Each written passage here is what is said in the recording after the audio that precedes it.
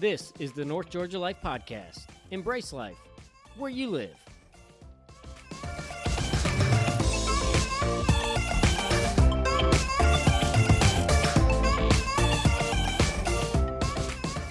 Welcome to the North Georgia Life Podcast.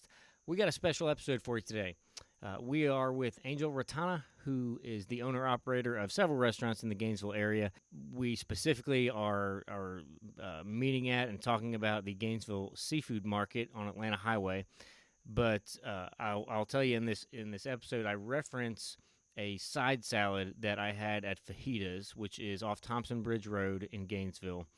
I took a picture of this side salad and sent it to my wife. Like, I'm a dude, okay? It was hands down the best side salad I think I have ever had anywhere, which is, it's like, dude, it's a side salad. It's not just a side salad. It's amazing. So this man does not produce food that is mediocre in any stretch of the imagination. If you have family that comes into town or friends that you just want to get together for just a great meal that's a little different than your kind of usual fast food restaurants or something like that, this man's restaurants are a fantastic option, and I would tell you, you are not going to be disappointed by the food. And you're going to hear a really, really incredible story about the man behind it. So I hope you enjoy, and here it is. Well, welcome to the North Georgia Life Podcast. We are here today with Angel Ratana, who is the owner-operator and executive of one of my favorite places in the North Georgia Hall County area, and that is the Gainesville Seafood Market. And if you don't know where it is, we're right on Atlanta Highway in Gainesville. You're going to find out over the course of the next few minutes, one, this is a pretty special place, and you're probably going to start drooling. But two, there's a great story behind this location. And if you're like me and you're dying to find places that are away from the coast that have great seafood, this is definitely one of those places. So we're going to jump right in. Angel, thanks for being here with us. Thanks for the invite. Take us back, just really kind of how you started. You're, as we were talking about before, it's very clear you're an entrepreneur at heart. Have you always been like that? Did you grow up as kind of a, I'm going to do my own thing, kind of that independent spirit, or did that kind of happen along the journey? No, really. I'm a very positive guy, I think. I think a lot of positivism in what I do, so that's how I end up with what I do. Okay. I just think things is with good ways, and things happen for a reason, and eventually just driven to where at this point. Yeah. You just feel like having the positivity and the perseverance is all you need? All the time. Yeah. You need that, yeah. Yeah. Mm-hmm. So where are you from? Where'd you grow up? So I'm originally from Mexico City. Okay. Yeah, I was born in Mexico City, so it's very hectic. Jungle, what I call it. And you learn really fast how to stay alive. Yeah. Yeah. And you came here when? I moved to New York, actually, when I was probably 13 years old. Okay. Yeah. I was a rebel. I like to try different things. I hate everything, and then I just left home and moved to New York. Migrated to New York, the Bronx. I lived there for a while. And the first job I could find was kitchen. Kitchen. Your first job was in the kitchen. First job was in the kitchen, washing dishes. And now you own the kitchen. Now kitchens. So you were washing dishes. Your first paying job was washing dishes in the Bronx? And actually, no, I was at Tuckahoe, New York. Okay. So I had to travel about an hour and 15 minutes by train every day, back and forth, to go to this dishwasher job that I got. For those of you who don't think you've got a fair shake at your job, so you're traveling an hour and a quarter, over an hour to go wash dishes at a restaurant. Somebody else's restaurant. Okay, and you did that for how long? Probably around about a year or so. Okay. Yeah, about a year or so, and then I moved to Atlanta. Okay. My oldest brother was already in Atlanta. He found out that I was there, and he didn't like it very much, so he went and got me, which is a good thing. Yeah. Things are over there a little tough. Yeah. And so I came to Atlanta, and I started still working in the restaurant business. I got a job in the restaurant business. Okay. And how long into your kind of stead in the restaurant business do you think, all I should run one of these. So this should be my operation. Well, really was a looking at other people doing things and said that if they can do it, I can. You know, what is it that they have that I don't have, and what is it that they do that I can do, kind of attitude. And when I realized that they really didn't have anything, that Ed have, I was like, this is no brainer. Let's see what we got. And you know, being 19, your dreams are good. You never want to lose those dreams because those dreams will push you forward. Yeah. And dreaming and trying to do things. Finally, I found a place to do it. Just Gainesville. Yeah. So you moved from Atlanta to Gainesville. Ballpark when? So 1994, 1993, 94 when I got married. I met my wife, Maria. She was at 19, I was 20, and you know, being young and thinking that we know it all, it's like, let's open a business, and we scout everywhere around trying to find a you know, restaurant for sale and whatnot. And we travel everywhere, and we don't have the money. We don't have any way of near what it required to open a restaurant. Nor I knew. I knew how to cook, but I didn't know that other side of the business. Other side, yeah.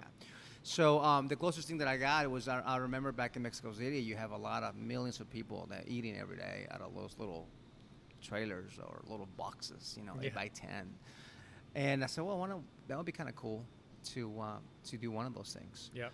And I saw a trailer in Atlanta. That there was a chicken wing trailer. My wife lived close by, and I was like, that would be a good thing to do, tacos. So I gotta tacos out of the chicken trailer. I gotta find my place in a trailer. No, not chicken wings, but just tacos. Yeah. The idea of the trailer, use it as a purpose. This is a kitchen, and I found a trailer. And this was about what time? Late 1993. Yeah. 93. The early 90s. Yeah. Long before it was hip to have taco trucks. Nothing. This was There's like this is a new concept. Not like, even heard. You know? Not even heard. Like, well, you're doing what? Out of where? Yeah, it's like someone introducing the internet to you for the first time. It's a what? I wish that we've been waiting. Like, oh, really? What? I probably will be here now. Yeah. Yeah, those little things that wouldn't happen. And yeah, so I ended up buying a trailer and saving money. And my wife had she worked for a company of restaurants that the guy who owned it plays soccer. And he told her, you know, Gainesville, it's a lot of Hispanics because I go play soccer there, soccer leagues. I said, Gainesville? I didn't know what a Gainesville was or anything. Never heard of Gainesville. Yeah. So I decided to drive to Gainesville, and I drove through the Atlanta Highway. I drove to this area, and I ended up where the El Carreton, it sits right now, still today, still open. And I talked to the guy on the land, Mr. Jim Robinson, and I said, I want to open a taco stand here. He's like, what? What is that? It's like, nobody knew anything. I went to the city. The city didn't know anything about it. The city was like, what are you doing? I'm like, so I had to create a special permit. Yeah, I was going to say, what kind of zoning is there for that? There's not zoning. There's no zoning. There's nothing. There's no permit. Yeah. It was like, what are you doing? I was like, this is a mobile place with a kitchen in it. And it was funny. But you know, I met a lot of good people that they want to help out. And and in the end, they allowed me to open. Yeah. Very frugal, very small beginnings, but we opened. Yeah. Back in 1994. 94, and it's still there today. It's still there today. Through the downturn, the upturn, everything. Through the cold in the summer. Yes. Yeah. So that's operating. You're starting to kind of get some traction with it, and things are going well. In your entrepreneurial brain, when did you kind of have the thought of, I could do this, you know, in a different way, or do another restaurant, and your fare, if you will, is different. You've got restaurants that have different food. It's not like you took you know, I won't use the franchise, but, you know, hot dogs and milkshakes one, and put hot dogs and milkshakes two in another place. You're changing menu, you're changing place like this, you're changing suppliers. When did that happen, and what was kind of the decision-making process like for you and saying, yeah, I think this is a viable thing, we should do it? So passion. It all comes to passion. I mean, to me, it's my way of thinking is if I can do it once, I can do it again, and I can do it again in a different way. It's different. Most people don't want to do that. They want to stay on a let me do the same thing all over again because it works. Don't change it. Me, I like the challenge. I like the unknowns. I like that problem solving. And so that's when we decided to open another restaurant. And we opened another restaurant, and we started getting partnerships, which then lessons you learn in life with partnerships and growing and expansions, and then it's a different ball game. A completely different goal. One thing is to have one successful restaurant, having 2 or 3, it's not rare. easy. It's different. In this, I want to stick on partnerships for a minute because there's a lot of people in completely different industries that are thinking about partnerships or involved in partnerships. From your experience, any nuggets of wisdom on selecting the right partner, structuring it the right way? Are there any kind of nuggets, life lessons that you would give to somebody who's thinking about going into the partnership or starting something like that? I think you have to scout the right person. The person that you partner with has to have the same mindset as you do, because you can have the same passion but not the same driven. If you don't want to play the game the same way, it's hard. Because this business will take you left and right. I think any business does. And selecting the right person, it's very crucial. And I think that I will advise anybody that wants to go into partnership with someone, just make sure that person is just you in a different way. Because otherwise, when the problems comes, that's when you realize that the person that you think was a good friend of you is not really a good friend, and then stuff happens. So it was my only time I did a partnership in my last one. I decided not to do it ever again. So that's what I can tell. If I were to do it again every one day, I would have to have the right person. And it will take me longer. To decide who. It's funny you mentioned that. I didn't know you had partnerships before. I was in got a coaching program I'm part of, and last night one of the things that the guy who teaching was talking about partnerships, and he said, we all kind of know it's very rare that partnerships work because you've got different ambitions. People, once they get to a certain point in the growth of the company, want to go and do different things, or take the company in a different direction. But I thought one of the things that he shared, which was you alluded to, was you have the same kind of character integrity. You're the same person. You're just a different person. The thing that he mentioned, which I had never thought of or heard before, was most partnerships that actually work well, the two people have a very different skill set. So maybe one person is in this industry, one person is a completely business-minded person, and the other person concentrates on the restaurant cuisine and something like that, where everybody kind of has their own niche that they're excellent at, and they know that, and so you can defer to some of those decisions, and you don't have people trying to one up each other and make sure they have 51% of the vote on everything. Yeah, you're right. What's your favorite part of doing what you're doing? So how many restaurants do you have currently? We have 4 different concepts. You have 4. And I emphasize 4 different concepts. Completely different. You're completely different. Completely different. So tell us a little bit about them and where they're at, and what just the food and that sort of thing. Sure. So so our first hole in the wall, I call it, El Carretón. It's our first restaurant. It sits on Atlanta Highway, 608 Atlanta Highway, across from the Salvation Army. It's a little trailer, you want to call it, and we serve authentic straight tacos. So you'll find carne asada, tortas, which is Mexican sandwiches, just basic, simple food. Everything's prepared at house. Everything's prepared there. Everything's small. Everything is made there. People are like, how do you make that we just do it. We just figure out a way to do it, and we do it. And we open very late too. We open from 9 a.m. through 1 in the morning every day, Sunday through Thursday. Friday and Saturday till 3 a.m. Wow. So we have long hours. So when everybody else is closed at 10 p.m. If you don't want to eat waffles, you want to go to that's the only place to go. And so we're very popular late at night. Yeah. That's our busy hours actually. People have late munchies and they want to come in and grab something to eat. That's the place we got it. And so that's over there. And then we got fajitas across town. Yep. Fajitas restaurant that sits on next to Public Shopping Center on Thompson Bridge Road. Yeah, 1210 Thompson Bridge Road. It's been about 12 years perhaps. Yep. That restaurant, that concept is more of a fare with a Cuban fare, fried plantains, black beans, cilantro, lime rice. Yep.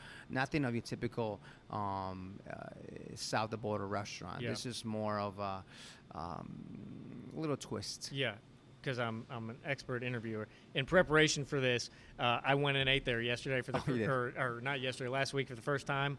The side salad or whatever the salad is that comes out, when she put it down on the table, I looked at the guy I was having lunch with, and I'm like, "You've got to be kidding me! Like, it's the most beautiful salad, side salad that I think I've ever seen, and it was amazing. And it's a side salad." And then the sandwich was, I don't remember what, I had some sort of steak sandwich. That was amazing, and it was gigantic. But I have never, if you have not been there, it's right right by the Publix there on Thompson Bridge Road in Gainesville. It's on the right-hand side of the shopping center. At least go and get the side salad. It will change your view of side salads. Everything else is second place at this point. So, sorry, I had to jump in because I'm like, it was incredible. It was literally like, I like chicken, I like steak. I have never given 3 seconds of thought to a side salad, but this one is different. So you got to go check it out. I like the best, my black beans and rice. Black beans and rice to me, just to put them together, it's phenomenal. Yeah. And then you add some fried plantains, so that's some sweet to it, and it's just great. But yeah, you're right. We're trying to do everything like we want it to be served, and we use high products like this stuff you ate is organic spray mix salad, a little better. A lot of people nowadays are very health conscious. Yeah. I've always been like that, so we try to do things the right way. Yeah. Yeah. So that's number 2. The latest was Gainesville Seafood Market, where we're here right now. Yeah. That is it's a seafood concept. One of the business that I worked when I was very young, washing dishes and cook whatever. It was a restaurant in Atlanta called L&N Seafood. It was a small mom and pop restaurant. Eventually became part of the Morrison's company. And when Morrison's bought them out, they changed the whole thing. But I learned a lot about seafood there. And when we saw this property came available on Atlanta Highway, which is a phenomenal property. One of the first things I saw when I drove through Atlanta Highway. It sits right in the corner of Atlanta Highway and Industrial Boulevard. So if you drive on Atlanta Highway going north, you'll see the whole building. You see the whole corner. But I've been told this used to be a liquor store and mattress store and some of the things. I believe this was like a chicken place at one point. It's just the way the looks and the bill in the back, maybe back in the day. But I fall in love with the building. I fall in love with the area. One of the things of Atlanta Highway is that, when everybody moved out of Atlanta Highway to open up different places in Gainesville, Atlanta Highway kind of became left out, old buildings and just like an old little town. I like the beautification of the building. I love buildings. I love concrete. I love how they look. I love what they used to be. So when we saw this property, I wanted to take and do something with it because everybody sees it when it drives by it. And we decided to do a seafood restaurant based on the background that I have. So we end up making up a market, and it's called Gainesville Seafood Market and Eatery, which is a simple concept. We fly fish from all around the world. A lot from Costa Rica, from South America, a lot from Georgia, different fishes. And so you come and buy it, take it home, grill it, do whatever, or you can actually eat it here. Yeah. So this is a third So concept. if you've not been here, and you probably can't see from the camera, but there's whole fish on ice that you can buy and take home if you're, doing something special for Mother's Day or, wife's birthday or Father's Day or whatever. But then you've got kind of a normal walk-up menu. So I love seafood. Soft shell crab is one of my favorites, and I think probably just because you can barely get it anywhere. Now, most people that serve seafood don't have soft shell crab. I had the soft shell crab sandwich, I don't know, 2-3 months ago. The best soft shell crab sandwich I have ever had. You liked it? It was amazing because most soft shell crabs are kind of small. They're cooked too long. They're a little tough. The breading is not, doesn't have a whole lot of fanciness to them. And usually the bread that it's served on is pretty bland. This sandwich, the bread is pretty thin, so it highlights the seafood. And the bread's got a little bit of flavor to it. It's not just a bland garlic butter white bread. It was the Big Daddy. It was the Big Daddy soft shell crab. Yes, and the guy that I was having lunch with is an attorney in town, and I must have said, he was probably getting tired of it, but I must have said 3 or 4 times, like, this is the best soft shell crab I've ever had as a sandwich. The other thing that I love is I love fish tacos.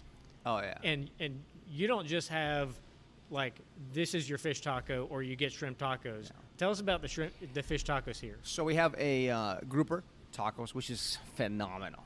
One of the things that I like about this concept when we were working on it is I like the show business. I like to show people how your meals prepare. Any place that I go and it's an open kitchen, I love it.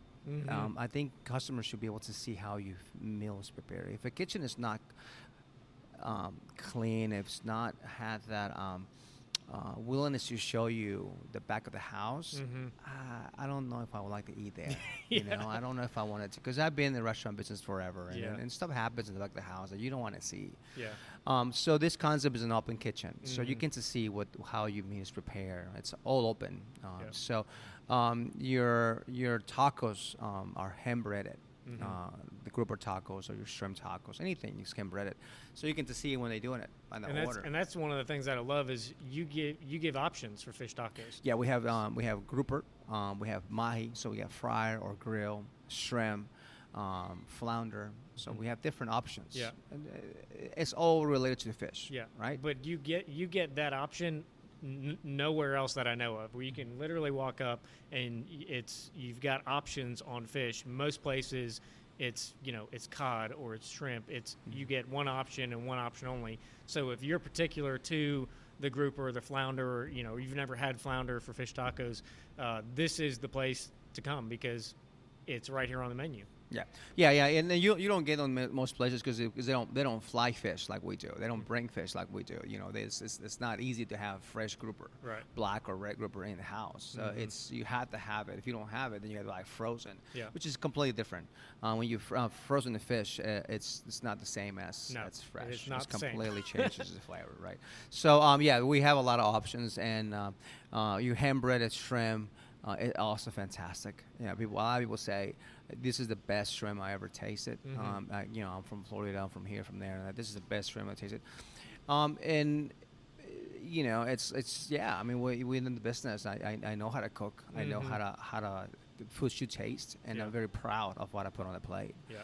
So shrimp tacos or fish tacos, whatever you want, you enjoy it. You've got crawfish here. We do. Now, my mom grew up in Louisiana, where it's crawfish country. She came up a month or 2 ago. We came up here, had lunch here, and then got crawfish to take home, which my stepdad got the seafood gumbo, I think. Best seafood gumbo he said he's ever had. Like, we only got a taste of it because he was not sharing that.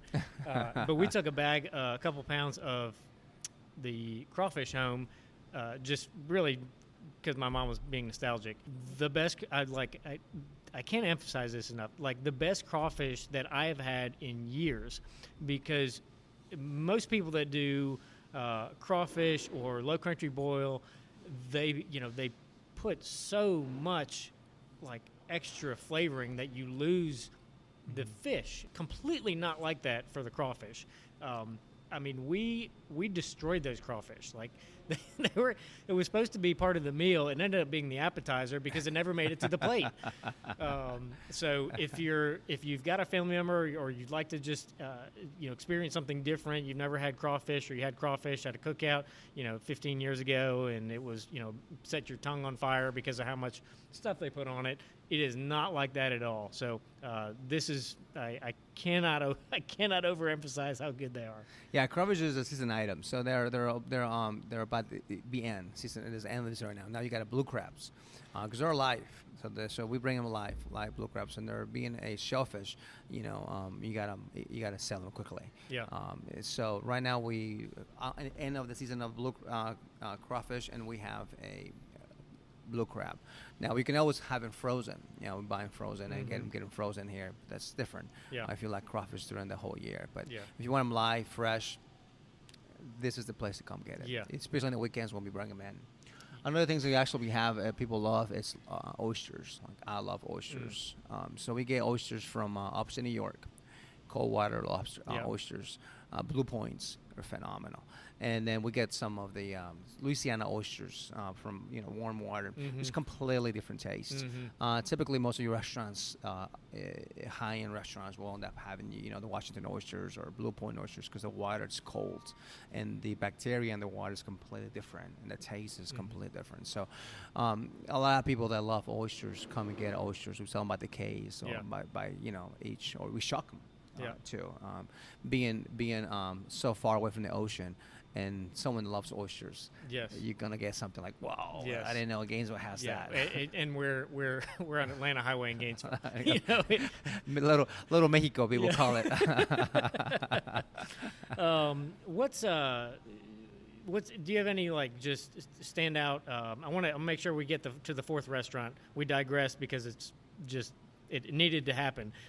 But what's one of your favorite memories of or stories of being here at this restaurant? When we got the property, it was a disaster. It was horrible. It was just hole in the wall, and then I got the property, and I was like, wow. I see things in the future. I see things how the potential that I have, and someone that I brought people in here, even my own people, they're like, "What, you're gonna do? What?" It's like, "Yeah, we're gonna sell seafood here." It's like seafood, and so now almost 4 years later, you look at it, you're like, "Wow." Sit back, cup of coffee, and it's like this is what I thought it was gonna look like. That's actually one of my memories. So that I look every project that I hang on, or I do. That's what I do. It's going to be the same as the first day you see it. And that kind of ties into your one of the things that you started with, of just the positivity and the perseverance, that you can take something that looks like the ugly duckling and turn it into something like this. And you see it up here before anybody else can see it. People don't see it. They didn't see it. They'll discourage you. Like, no, don't do it. Don't do it. I'm like, okay, and now I'm going to do it. Challenge accepted. Challenge accepted. Now I'm going to do it. So that's what I think of. And then another thing is people. I mean, as you grow in business, you can't do anything without people. People is the most important thing you have in your business. And it's going to be the most difficult too. So you got to play both games. One knife, two sides. So the challenge of who you're going to work with, who's going to be who, and how are you going to learn something from other people that come in with you, or they learn something from you. That's also very nice. I like that a lot. I like to see more of, I wonder who I'm working with in the next project. I wonder what they're doing right now. I'm always thinking stuff like that. It's kind of weird, but it makes things fun, because this business is tough. It's not an easy business. It's something that you have to deal every day, and you earn every day the customer. You lose them every day too. It goes both ways. So you got to make sure that you're trying to get the best possible scenario so you can stay in business. So take us to the fourth restaurant. So the four restaurants, going back again with Atlanta Highway, right? I'm falling in love with Atlanta Highway because I see a lot of potential on Atlanta Highway. And there's this hospital, first hospital in Gainesville, built in 1934 on Atlanta Highway. Property came for sale, and It's actually sits almost right across from my first business. Mm-hmm. On El Carreton 608. I got to know the owner. He passed away. Long story short, the property was available. It's like, you know what? That's an ugly building right now, but it can become a very nice building. Kind of like this one. The kind of like Gainesville Seafood Market. I wonder what can I do with that thing. Yeah. And so I went in there, looked at it, and I saw a lot of potential with it. So we decided to do a sports bar, Mm-hmm. an entertainment complex, because it's huge. It's almost 10,000 square feet. Mm-hmm. And what we did with the building is we converted. We completely renovated the whole thing. We kept all the structure, all the building, all the bricks, fireplaces for a first hospital. Think about it, first hospital, 1934, almost a 100-year-old building. Wow. We completely transformed the whole thing, and now we have an entertainment complex that people go in there like, what does this looks like? And they go inside, their minds blow it. It's how it looks. And that's, what's the name of that? It's called 787 Hacienda. Okay. And the name comes from the address. Actually, the address, it's 787 Hospital Drive. Okay. Being a hospital, that's the highway. That's the road. So we call it 787 Hacienda. And Hacienda, it's a Hispanic name for an old building. And so it kind of ties to it. Yeah. That concept, it's being an entertainment complex. It's not just a building where you buy burgers and wings, which is there are, but it's a whole concept, and the concept is related to the Day of the Dead. So being Hispanic, being Mexican, Day of the Dead for us is Dia de la Muerte. It's something very festive. Yeah. It's something that you do every year, and you remember your loved ones. That's what the movie Coco was about. Right? Kind of the movie Coco. A lot of people like movie Coco. That's exactly what it is.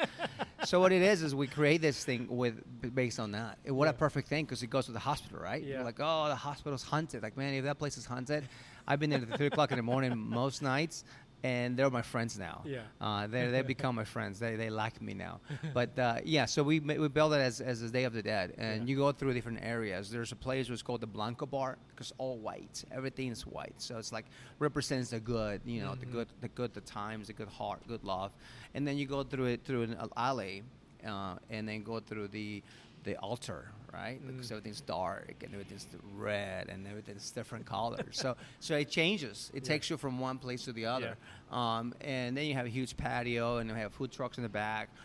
So it's just another different concept that we just opened a couple months ago. Yeah. And we go into the same scenario as any other business, learning, finding people, working with people, just trying to create the business work. Yeah. What's your favorite thing on the menu over there at Hacienda? Hacienda, it's wings. I think people say the wings are really good. I'm not a wing eater, to be honest with you. I don't eat much wings, burgers, stuff like that, which is kind of goes with the bar menu, right? But a lot of customers say that wings are really good. Yeah. And we have a food truck in the back. So on the food truck, we sell tacos and sandwiches and different things, special events. But if I would say something, wing would be the just customer base. Okay. Do you do, out of any of the restaurants, do you do any catering? All of them. All of them. Yeah. So we have a catering company. It's called Gainesville Kitchen. Okay. And Gainesville Kitchen handles all the concepts, and we do a lot of events, corporate, small and big. So local businesses that want to do, Employee Appreciation Day or something like that, something in the community, that's going to be a talking point for people for a long time if they bring in one of your restaurants for catering, because it's going to be. It's going to kind of blow everybody else out of the water. We do great. I mean, we take pride in what we do. Competition is great. I love competition. There's a lot of great restaurants in town that they're a good friend of mine that I'll do with in the business. But we do our best, and everybody has his own little secret of how to do things. So catering is something that we do a lot. We do a lot of big corporations. And now with 787 Hacienda, we have not just the ability to actually bring something to you. We have the ability to host, like Christmas parties for big events, which actually we already done a couple special events in that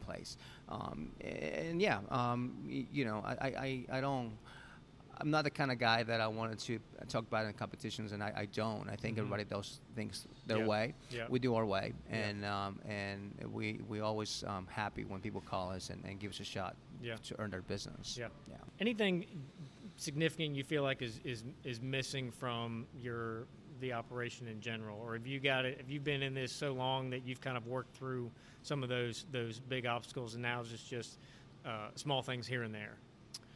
You know, I don't know. I don't know how to answer that question. I think everything it's kind of the same. It becomes repetitive. Same problems. Doesn't matter whether I've been 1 year, 25 years in the business. Same thing. I can't tell you how to answer that question. I don't know if anything's really missing. I think it's as an owner, I think owners should be more open to try different things, you know, and go above beyond, and like let's go to Atlanta Highway and open a restaurant down the road and see what happens, and experiment, right? Yeah. And I don't know. That's what I think. It's probably missing more of that adventurous. Yeah. What do you think the next 5 to 10 years look like for you? Are you going to open a restaurant 6 or 5? Wow, I guess? I wasn't thinking opening in the third or fourth. I mean, I was very happy with what I had, and you know, there's always things changing. It's like the movie Al Pacino. It's like they keep bringing me back. You know, they're trying to get away, and they keep bringing me back. Pull me back in. Pull me back in. Yeah. It's funny. I don't know. You know, family is very important for me. I got 5 kids. 5 kids. My oldest is turning 17 tomorrow. You have 4 restaurants and 5 kids. 5 kids. I'm exhausted already. 5 kids. Can you believe that? And my youngest is 6. You know, one of the things that when the economy turned down and it was going south, and we closed some of the restaurants and whatnot, to me was a blessing.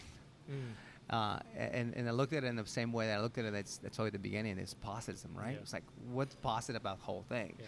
And even though I closed restaurants and lost money, I earned a lot of time.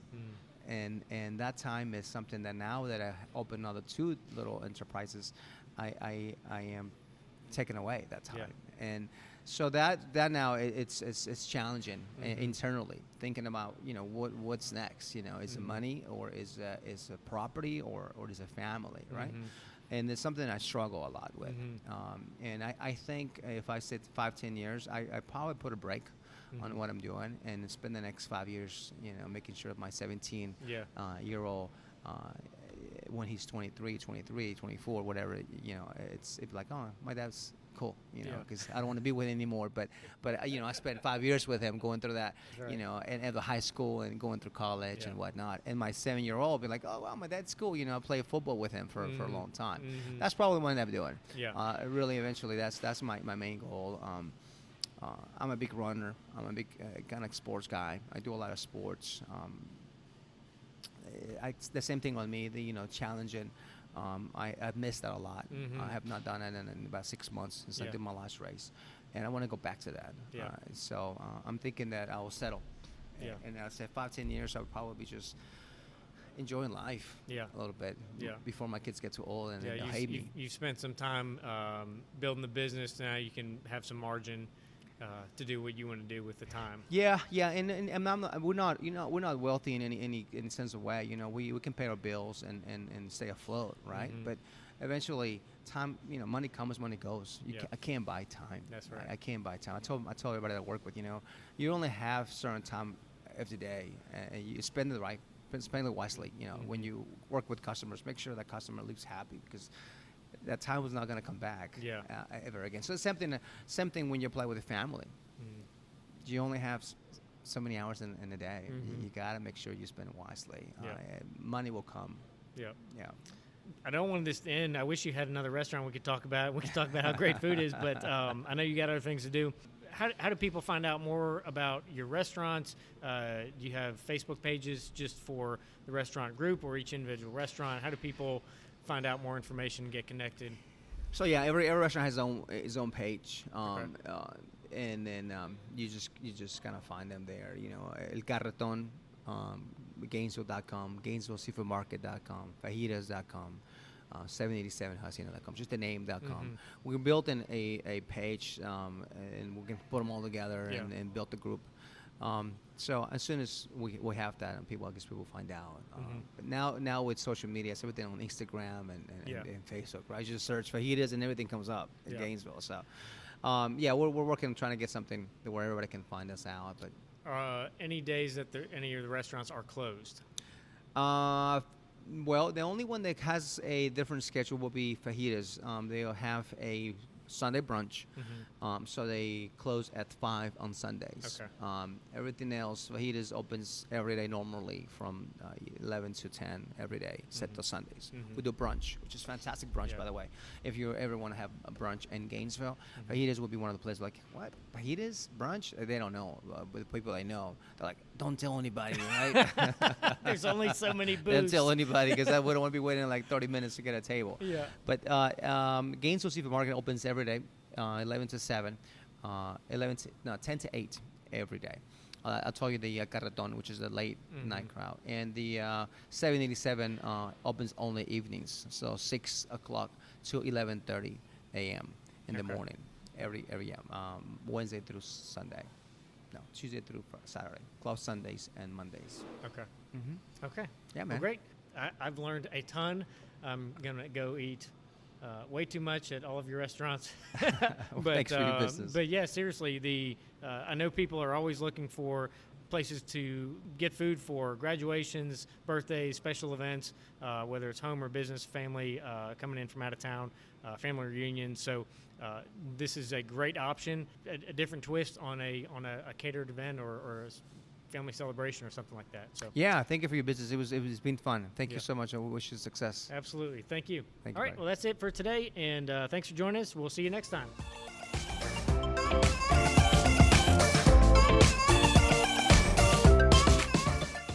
This is the North Georgia Life Podcast. Embrace life where you live.